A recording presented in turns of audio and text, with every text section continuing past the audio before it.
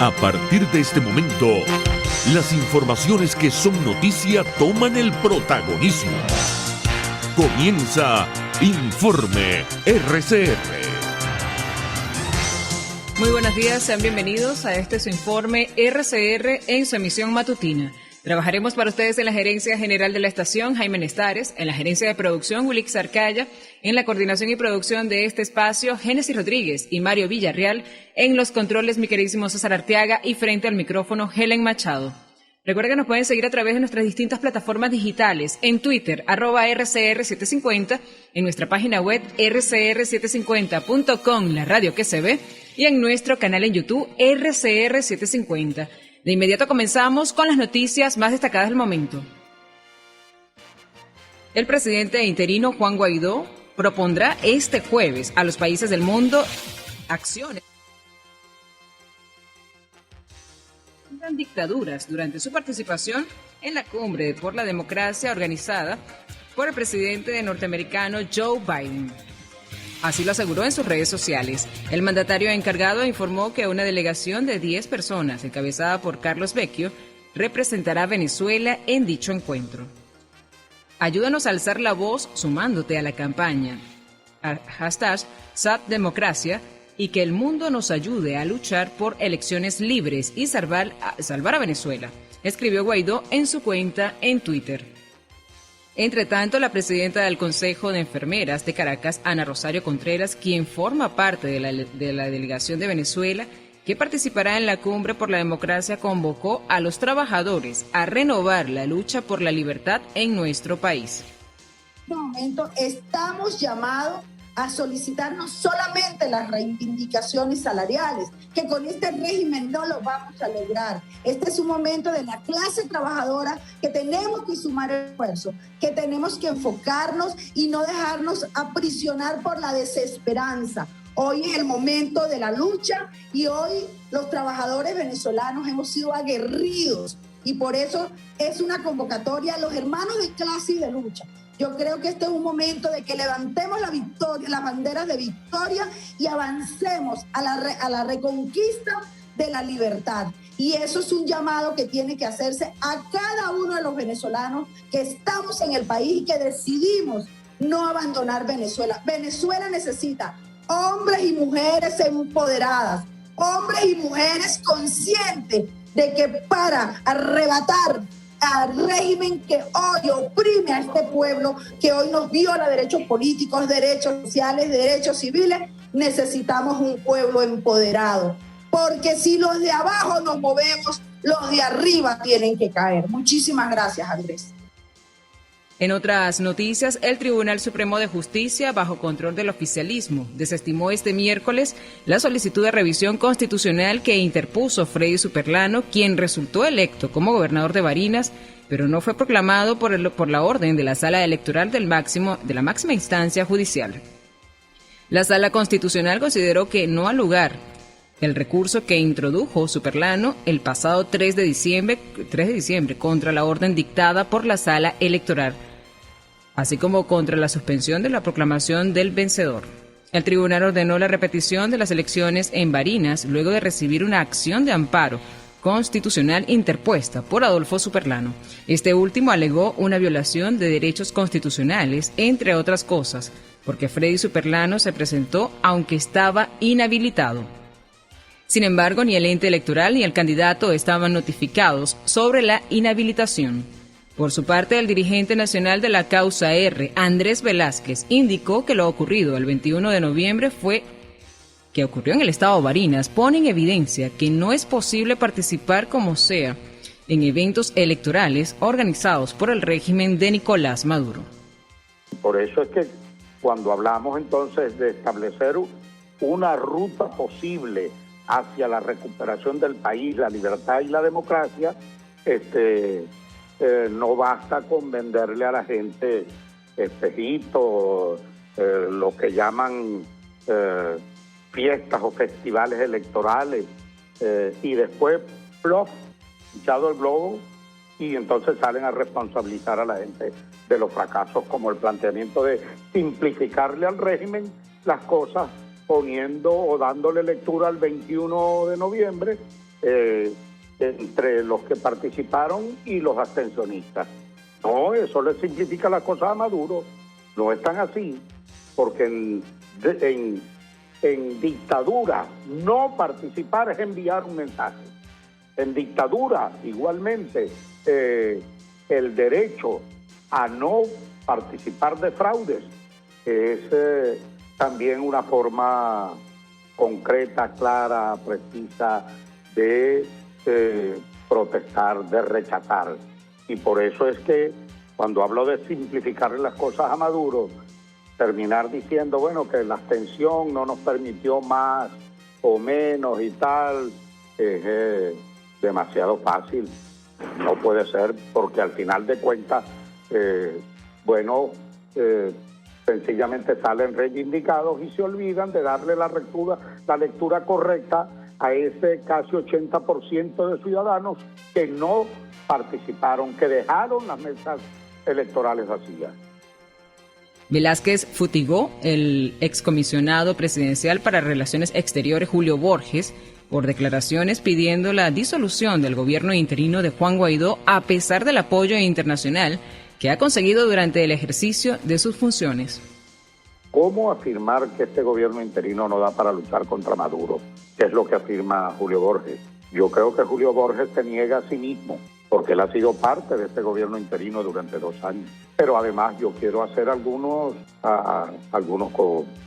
ítems de lo importante que ha sido el gobierno interino. ¿Es que acaso el apoyo internacional que hemos tenido, la representación en la OEA, todo esto se debe a algo caído del cielo por fortuna?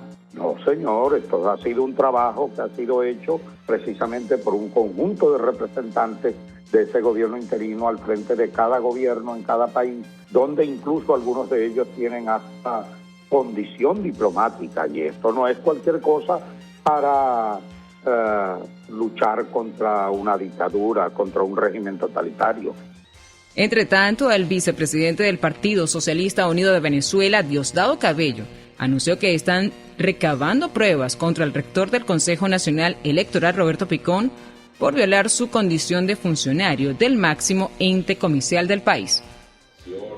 Todo lo que ha venido haciendo el dirigente de la oposición Picón, asalariado de Capriles, porque vamos a presentar una denuncia, seguramente en los próximos días lo haremos, con todo lo que este señor ha hecho desde su posición política, violando su condición de rector del CNE. A ver cómo salen las cosas, Desde Argentina, el presidente del Partido Popular Español, Pablo Casado, aseguró que la salida en Venezuela son las elecciones libres, no esta farsa electoral que hemos visto. Lo que intento hacer en esta mini gira es reclamar una agenda por la libertad, es decir, que los partidos que defendemos las democracias frente a las dictaduras hagamos una alianza no solo en Latinoamérica, sino en todo el continente americano, aseguró Casado en entrevista con el diario La Nación de Argentina. En otras noticias, más de 700 contagiados con COVID-19 se registraron en el sector salud en el mes de noviembre en Venezuela, según lo indicó el coordinador general de la organización Monitor Salud, Mauro Zambrano. Culminó el mes de noviembre y tenemos 701 contagiados, es el mes más alto, pero además con todo el año podríamos hablar de 5.801 contagiados. Otro problema que tenemos, el agua. En el 75% que nosotros encuestamos de nuestros centros de salud no existe. O podríamos decir que el agua no llega a todas las áreas de nuestros centros de salud. Entonces, como un trabajador que debe tener la medida de bioseguridad necesaria, no hay ni siquiera agua para lavarse las manos. El trabajador no tiene diagnóstico, simplemente el médico lo manda a su casa y en muchas ocasiones le suspenden el salario a los trabajadores, que lo hemos venido denunciando. Y en materia internacional, tenemos la Organización de Estados Americanos concluyó el miércoles que Nicaragua no respeta sus compromisos bajo la Carta Democrática Interamericana e instó al gobierno de Daniel Ortega a aceptar una misión de buenos oficios para restablecer el cumplimiento del documento regional de defensa de la institucionalidad. La resolución aprobada durante una sesión extraordinaria del Consejo Permanente de la OEA fue apoyada por 25 de los 34 miembros activos del bloque regional, con el único voto en contra de Nicaragua. 8 países se abstuvieron, incluyendo Argentina, Belice, Bolivia, Honduras, México, San Cristóbal y Nieves. Por otro lado, también San Vicente y las Granadinas y Santa Lucía lo hicieron respectivamente. Así lo da a conocer el presidente del Consejo Permanente de la organización, el representante de República Dominicana, Josué Fiallo. 5 votos a favor, 1 en contra y 8 abstenciones. El proyecto de resolución resultado de las deliberaciones del Consejo Permanente del 29 de noviembre de 2021 sobre la situación en Nicaragua, de conformidad con la resolución aprobada en el 51º periodo ordinario de sesiones de la Asamblea General, contenido en el documento CP/DOC 5749/21, queda aprobado. Mientras tanto, en Ecuador, el presidente Guillermo Lasso aseguró este miércoles que no comparecerá ante la Asamblea Nacional de su país en el caso de los papeles de Pandora, tal y como quedó establecido en la moción aprobada esta semana, y que en su lugar enviará un informe redactado por la Contraloría General, que le exime de cualquier sospecha. En una entrevista en directo desde la presidencia, dentro del espacio Encontremos, ¿no?, por la inversión y el empleo, Lasso destacó que la Contraloría ha dejado claro que no tiene nada que ver con los llamados papeles de Pandora, por lo que no tiene intención de comparecer.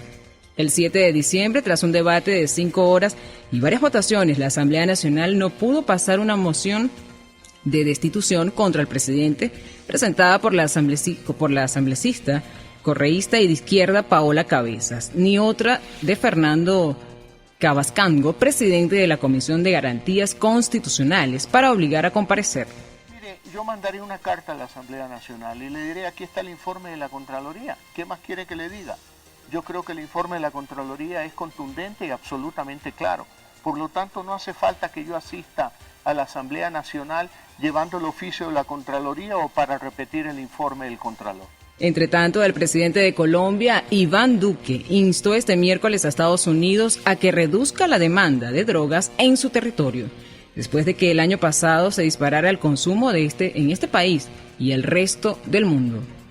En los procedimientos de corresponsabilidad que tenemos que adoptar, creo que tenemos mucho más que hacer en Estados Unidos sobre prevención, dijo Duque en una conferencia virtual organizada por el Laboratorio de Ideas Atlantic Council. El año pasado vimos que el consumo de drogas a nivel mundial se disparó. Esto incluye a Estados Unidos también y Colombia. Entonces tenemos que tomar medidas y tenemos que hacer más en términos de la prevención en Estados Unidos, porque hemos llegado a niveles máximos de interdicción, hemos capturado a los capos de la droga. Todo eso lo hemos hecho, pero también hay que reducir la demanda que proviene de Estados Unidos. Esto será también muy importante para la construcción de la paz a la larga. Y en España, la ministra de Defensa, Margarita Robles, ha rechazado los comportamientos no ejemplares del rey emérito Juan Carlos I y ha dicho que si hay responsabilidades judiciales tendrá que asumirlas, ya que el caso de la demanda por presunto acoso presentada por Corina le corresponde decidir a la justicia inglesa. Cuestiones jurídicas yo creo que corresponderá resolverlas en su caso al juez, en este caso de Inglaterra. Aquí en España la Fiscalía tiene unas actuaciones en marcha y a mí lo único que me importa poner de relieve es la posición absolutamente ejemplar del actual rey, del rey Felipe VI, que es un ejemplo de su monarquía de modernidad y de ejemplaridad, y eso es lo verdaderamente importante. Los comportamientos del rey emérito son evidentes que no nos gustan a ninguno y que evidentemente si hay responsabilidades tendrá que asumirlas, pero esos comportamientos que no son en absoluto ejemplares no pueden de ninguna manera empañar la gran labor que está realizando el rey Felipe VI. La Corte número 13 de la Queen Bit División del Tribunal Superior de Londres empezó a examinar el lunes en el caso presentado por Corina, antigua amante de Juan Carlos I, contra el rey emérito, que por haber sido víctima de presunto acoso desde 2012.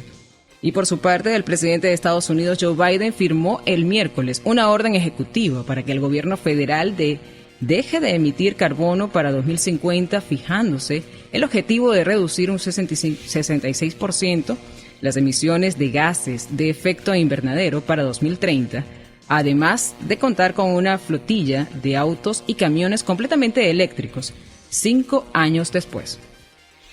La Casa Blanca dijo a la orden muestra cómo el gobierno aprovechará su escala y poder adquisición para predicar con el ejemplo del combate a la crisis climática. La orden reducirá las emisiones en todas las operaciones federales como parte de las labores del gobierno para confrontar al cambio climático. Y con esta información de materia internacional vamos a materia económica. Los trabajadores informales ganan solo 64% de los ingresos que percibían antes de la pandemia de COVID-19, según reveló este miércoles un informe de la Asociación de Mujeres en Empleo Informal, Globalizando y Organizando.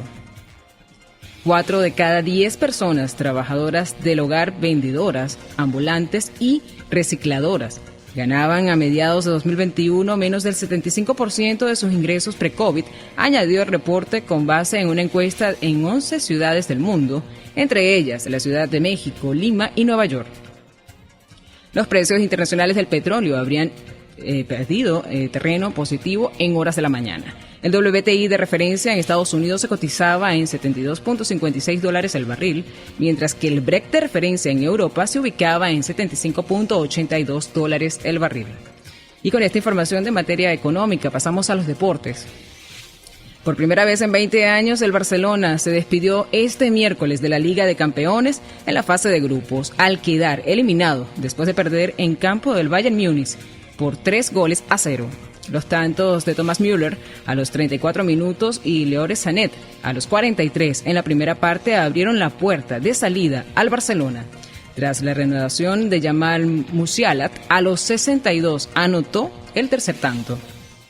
El Benfica, con su triunfo en Lisboa ante el Dinamo de Kiev, 2-0, también ayudó a la eliminación de dicha competición al FC Barcelona. Y con esta información de materia deportiva finalizamos nuestro primer compacto informativo del día de hoy. Los esperamos en nuestra programación.